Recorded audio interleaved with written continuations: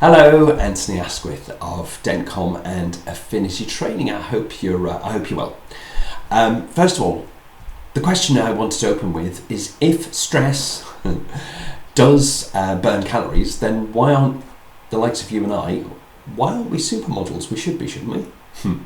Okay, I wanted to just first of all examine with you the effective loading stress puts on your life. To do this, we're going to look and I'm going to get you to complete what's called the Holmes and Rahe stress test, which is a very effective tool I've been using for 7 or 8 years now, very successfully. This is designed in such a way, it's an online test, takes 3 to 4 minutes maximum. It's great. It's designed on the basis that they took 5,000 people and they looked at 49 events that occurred over a period of 2 years. These range from divorce, job promotion, change of economic circumstances, trouble at work, trouble with the police, a whole range of different things, life-changing things that occur in a period of 2 years. And each event that has occurred for you during the last 2 years creates what Holmes and Rahe have termed a stress loading. And there are variations of the loading levels themselves. And as you get to the bottom of the questionnaire, you'll find that all the buttons you've ticked yes, that you've experienced upon, will then apply a particular stress load in your life. Now, as I said, this is based upon the average over 5,000 people. You and I were far from average. I scored over 300, and yet I don't actually see my life in the context that I'm stressed. All right, let's be real clear. Another lady that was on our course happened to score in excess of 450. She was a dentist, one of the dental courses I run. And I was slightly concerned, but not overwhelmed by that whole thing. I was slightly concerned for her, not a bit of it. What was fascinating about her, being in excess of 450, she said to us, you know what, I decided to get rid of 14 stone of useless fat and divorce my husband. He was an idiot.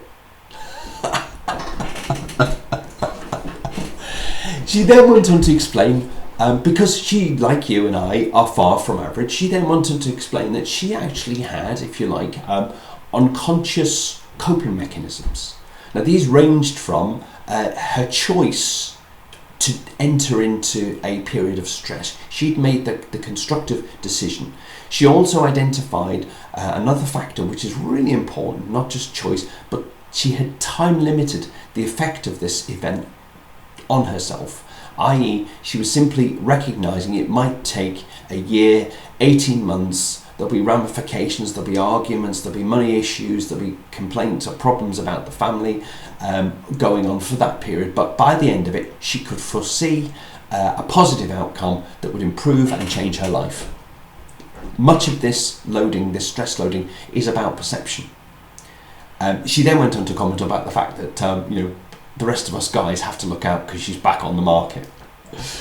Pretty scary. Anyway, the point being was that it was a great learning experience, and at the same time, continually doing these questionnaires at many of the workshops. Some people, on the other hand, have very low levels of stress loading, yet feel stressed.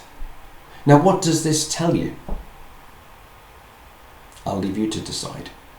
Okay, so whatever stress load you find yourself in may come as a surprise, may not. May be of no great shakes to you, may be really, really something to observe.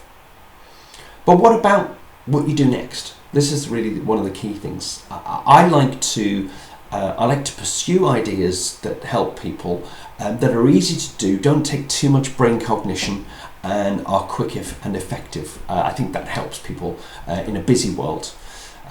So I look around and I spend a lot of time researching this type of information. There's a lot of it out there.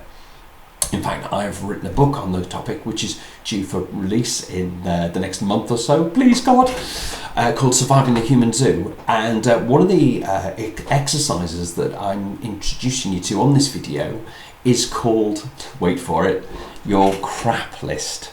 Yeah, that's right, crap list. Basically, it's an acronym relating to the concerns, the regrets, the anxieties, and the problems you have in life. So write that down. Concerns, regrets, anxieties, and problems that you have in your life. Now, I'm going to ask you if your life is truly worth something, okay? And I know it will be. That's why I asked you to come and look at this blog in the first place. That's why I value you. If your life is worth something, and you know it is, to spend 10 minutes, that's all, 10 minutes now, or in the next 24 hours, just writing down on a piece of paper, rather like I did to start with, okay, this is my second go at this, all the concerns, all the regrets, the anxieties, and the problems that you currently have floating around in your life. Okay, they keep coming up. And why is this? Well, this research, this data, this evidence, this exercise comes from a guy called Dr. Mark Waldman. He's really considered to be one of the modern experts in communication, spirituality, and brain science. He's based at Loyola Marymount University College of Business and Education. And his insight, his idea, much like many of the ideas that are currently circulating, is that the brain itself, and you'll get this, you'll know this, the brain is much more likely to pay attention to threats which affect us for longer periods, causes greater senses of overwhelm, and are more encompassing to us than those things that are rewarding. You know, you buy a new car. If you're a miserable bugger when you bought a new car, give it 3 weeks and you'll still be the same miserable bugger just driving around in a smart car. Get it? We tend to pay more attention to those things that threaten us, that concern us, because our limbic regions and our lower regions are designed in such a way to do that. We have to pay attention to stuff. And what the brain does, or the limbic brain does, is it continually brings up lots of concerns, lots of ideas. Many of these concerns and ideas often are just triggered by cues that we're completely blissfully unaware of, and yet they traumatize us. They traumatize people. Now, what is the value behind spending 10 minutes writing this stuff down? I'll explain it exactly. If you take the brain, it's rather like a computer. It's got a hard drive, and if you are happy with the concept that this is designed to keep reminding us of the things that threaten us, okay, the brain does its best to keep bringing this stuff up. When it's floating around inside the brain, stored in here, it keeps doing it and doing it and doing it.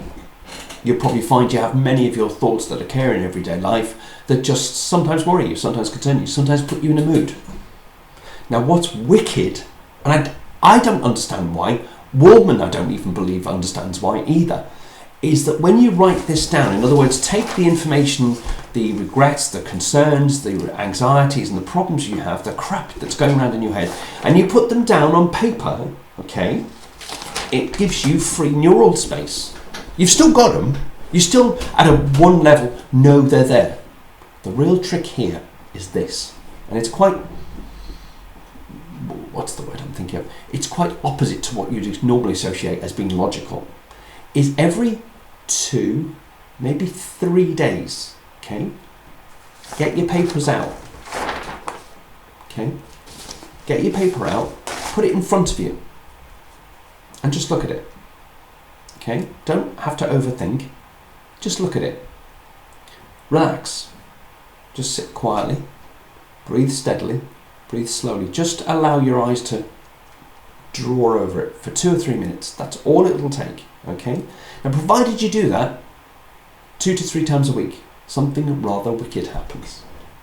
Because your brain needs to keep you alerted, but the data is stored on paper, not in here, okay? For some reason, I can't explain it. You know that this stuff is out there at one level, but yet your brain doesn't cause you to pay conscious attention to it. I don't know why. I don't understand it myself. I just found it worked. I'm now on my 3rd version of this list. Okay, some of the things that were originally on the very first version, they've gone. But yet at the time, they seemed to really worry me. Now, I don't know why. In fact, I was confused as to why I worry. So I'm hoping that you'll find this particular blog of particular use. Again, as I said, once you've done the list, okay, look at it for 2 to 3 days, every 2 to 3 days, and maybe in a week's time, just notice how much better you feel. It's really, really impressive. Thank you very much for taking the time to listen. I'll wish you all the best, and I'll speak to you again very soon. Thanks for now. Cheers. Bye.